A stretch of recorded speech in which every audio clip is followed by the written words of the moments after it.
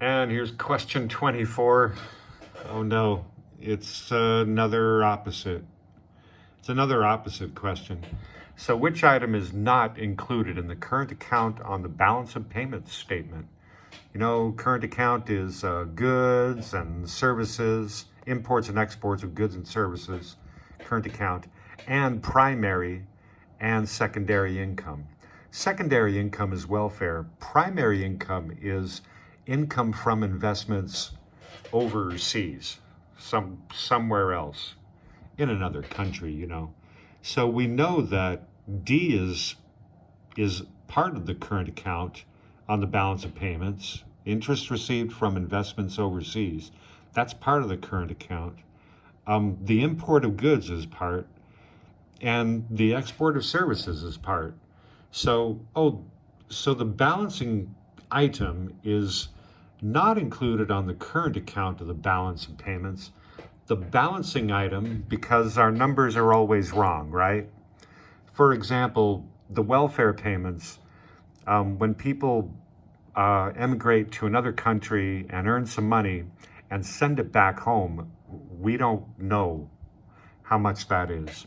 So the balancing item, there is a balancing item, but the balancing item is after the current account and the financial account. I think they used to call that the capital account. And then you have a balancing item to balance all the accounts. So the answer for 24 is A. Question 25 says the prices of a country's exports rise by 5%, while the prices of its imports fall by 5%.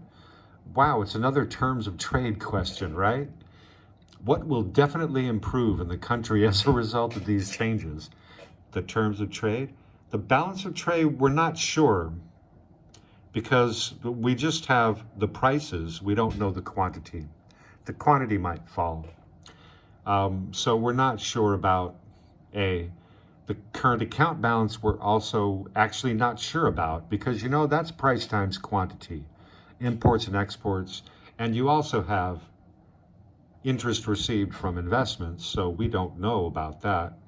And well, we're not sure about the exchange rate. So this is a terms of trade question. The answer for 25 must be D. It's kind of it's not a definition, but almost. And what is not a form of protectionism?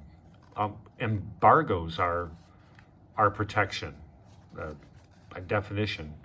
That's when you refuse imports. An increase in sales tax that's probably the answer, because at least in theory, your sales tax, the value-added tax, that's the VAT. The value-added tax is on all the goods or services sold in a country, like certain goods and services, like automobiles, for example. So anyway, I like B. C says subsidies on goods for export. That's clearly, well, that's a kind of protectionism. And voluntary export restraints. Voluntary export restraints. Well, it's voluntary. So this might not be effective, but I think you're trying to keep a supply of an important product within the country. So answer for 26 is B.